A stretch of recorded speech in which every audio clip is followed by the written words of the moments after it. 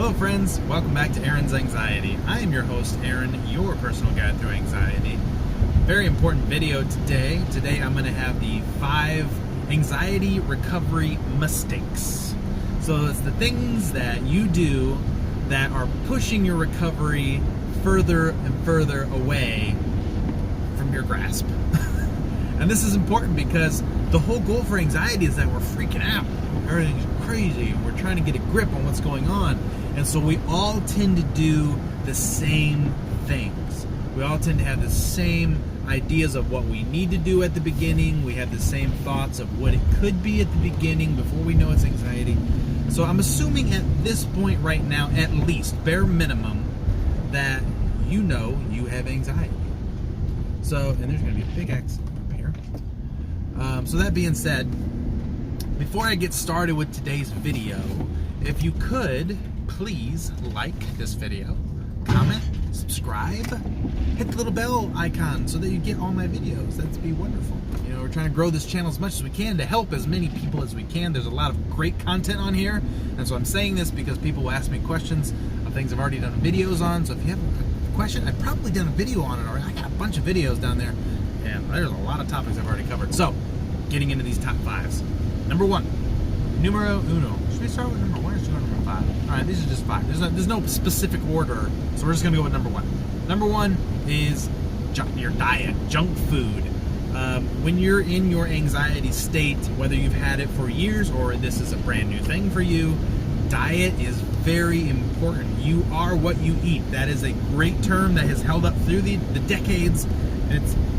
It fits. You know, you're only as good as the fuel that you're running on. So diet plays a big factor in how you feel, how you interact with the world around you, and things like that. So that being said, if you're putting junk in there, you're gonna get junk out. And I'm a very hypocrite of that. I put so much junk in my body.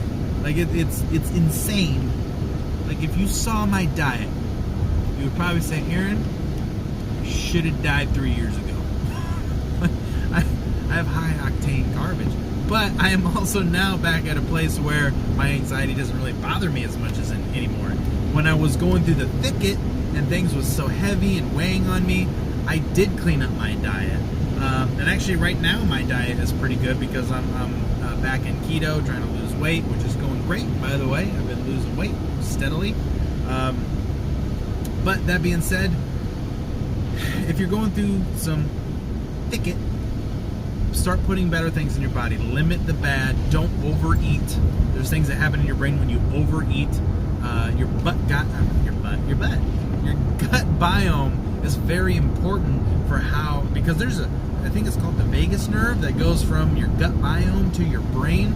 Literally, the bacteria in your gut are telling your brain things like, hey, wouldn't that be great if we wouldn't got a blizzard from Dairy Queen right now? And then your brain goes, yeah, let's do that. So that is number 1. If you're having a lot of anxiety, a lot of that comfort food is not going to be good for you. I mean, it's good for your soul, but it's not going to be good for decreasing this anxiety. I wanted to turn there. So, okay, so food is number 1. Number 2 is letting your thoughts run you and not you running your thoughts. So when we're in the thicket of anxiety, a lot of this stuff is thicket. Like when I say thicket, you're in the brush, you know what I mean? I grew up in the county, so there's a lot of, you get through the thicket, you know what I mean? It's like thick bushes and brushes, and you're just trying to get through. And that's anxiety, the thicket. So dwelling thoughts and letting your thoughts just run amok. Now, I know for sure what you're going through in that, because I had that. I had dwelling thoughts. I had those very deep existential thoughts, and they were just, man, it's like you just cannot get them to go away. They just bite down onto you, and then they just go and they eat down onto you. And so that's one of the hardest things to do, is to let those thoughts go, because it's like I always tell people, it's like, don't think about a pink elephant riding a unicycle. Well, as soon as I tell you not to do it, you do it. You know, this is what happens. So there are steps that you can take to curb those thoughts, to stop those in their tracks.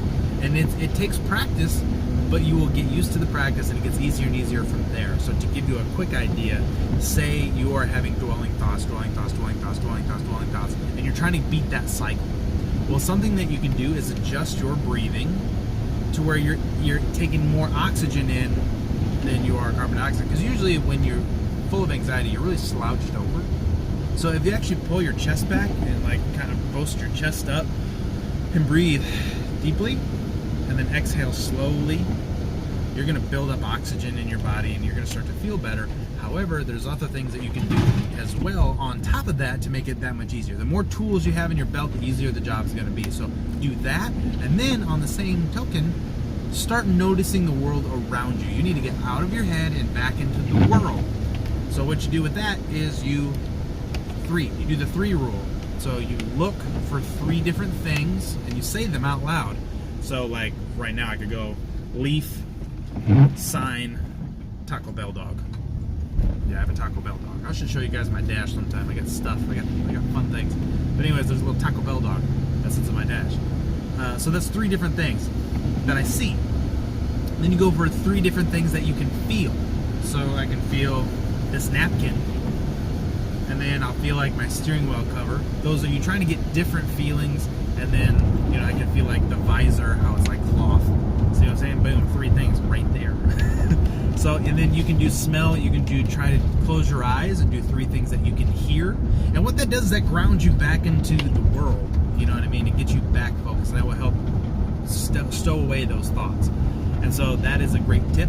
And then, or you can also do it with the distraction mode, which I don't like as much, but in times of trouble, let it be. It will work. Do a video game, read a book, something that's going to get your mind out of it. And usually I do recommend video games, as weird as that sounds, because I'm a very constructive type person. And but video games definitely have their place in regards to they require thinking, puzzle, problem solving, things like that. And so you're going to be, if you can get involved in the storyline and figure out what to do, you may not like it at first, but eventually you'll get into that little story and your brain will be focused on something else. So those are my tips for that. Number 3, this is a big one. If I did have a list, this would probably be at the top. Symptom checking. Symptom checking. Holy cow. Stop it. Stop. Don't do this to you anymore. This is the one thing out of all of these that's going to set you back the furthest is symptom checking. Because at this point right now, let's face it, you have anxiety.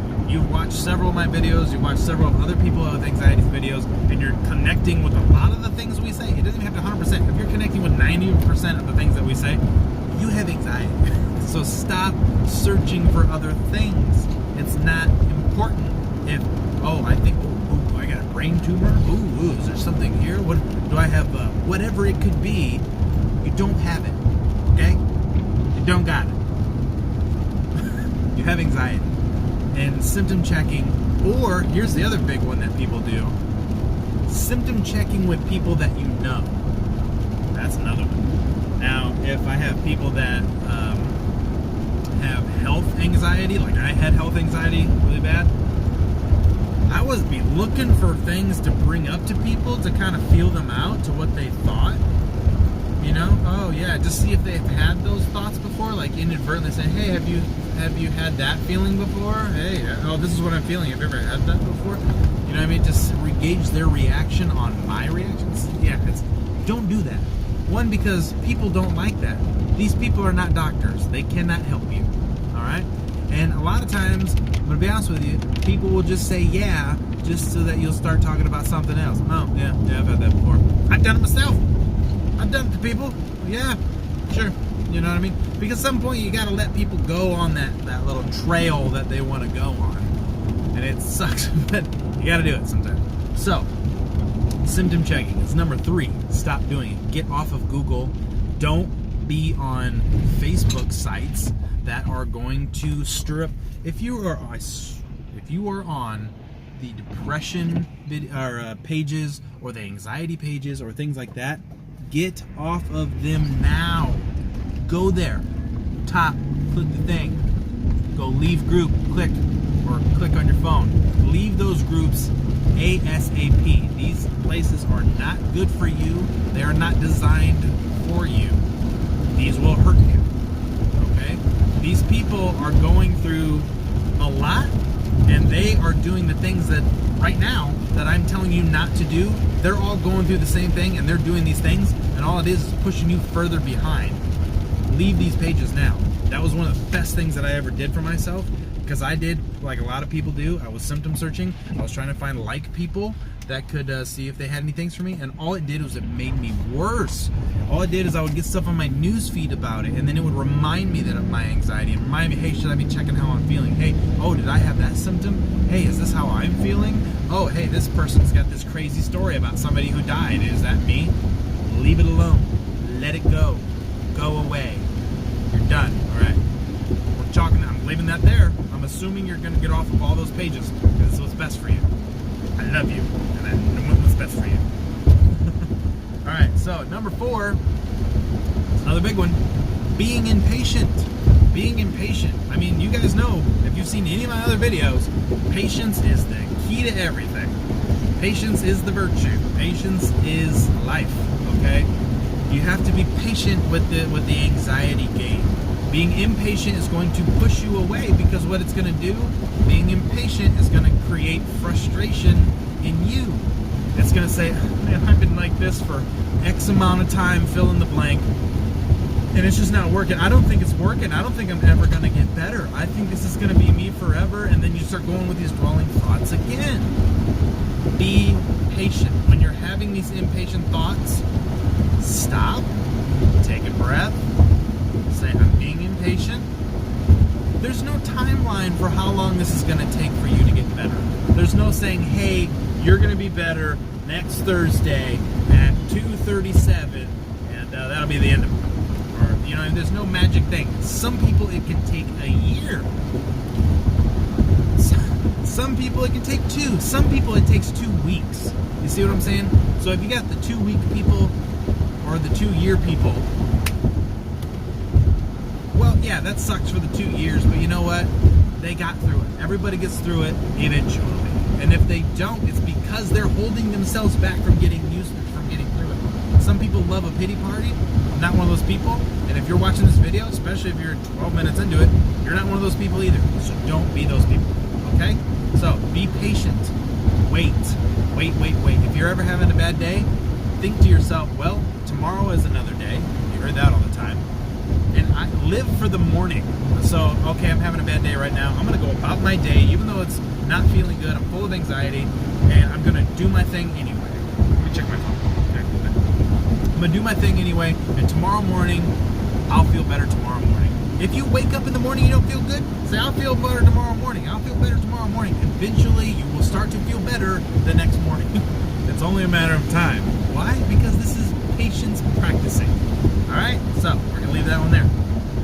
And then let's see, what's the last one. Number 5. Numero 5. Big one.